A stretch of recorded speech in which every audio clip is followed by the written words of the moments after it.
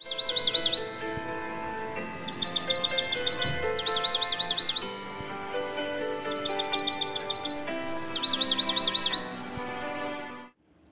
The lord. ఈ దిన దేవుని వాగ్దానము. ఆలకించుడి, నా ప్రియుని స్వరము వినబడుచున్నది, ఇదిగో అతడు వచ్చుచున్నాడు.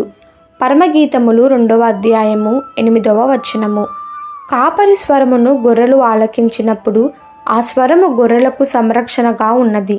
సర్వశక్తిగల దేవుడు మనకు మంచి కాపరిగా ఉన్నాడు.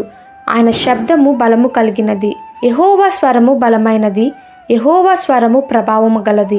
యెహోవా స్వరము దేవదారు వృక్షములను విరుచును. దూడవలె అవి గంతులు వేయునట్లు ఆయన చేయును. యెహోవా స్వరము అరణ్యమును కదిలించును. దేవుని బిడ్డలమైన మనము ఆయన మెల్లని స్వరము వినుటకు అలవాటు పడవలను. దేవుడు తన వాక్యము ద్వారా ఏమి మాట్లాడుచున్నాడని తెలుసుకుంటకు మన హృదయము ఆయన వైపు త్రిప్పవలను. అంతేకాదు, మనము ప్రార్థన చేసిన తరువాత ప్రశాంతముగా ప్రభు పాదాల చెంత కూర్చొని ప్రభు మాటలకు అవకాశము ఇవ్వవలను. ప్రభువైన యేసు, సత్య సంబంధమైన ప్రతివాడును నా మాటలు ఆలకించవలను. మనము సత్యమందు నడిచిన యెడల నిశ్చయముగా ప్రభు స్వరమును ఆలకించెదము.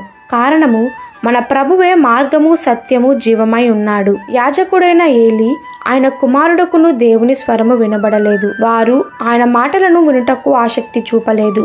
అయితే చిన్నవాడైన సమూయేలు దేవుని స్వరమును వినెను. కాబట్టి ఆయన స్వరమును వినుటకు మన చెవులు ఎల్లప్పుడూ తెరిచి ఉండవలను. మన హృదయము ఆయన మాటల ఎడల ఆశ కలిగి ఉండవలను.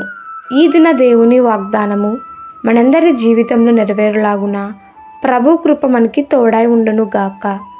ఆమెన్. God bless you.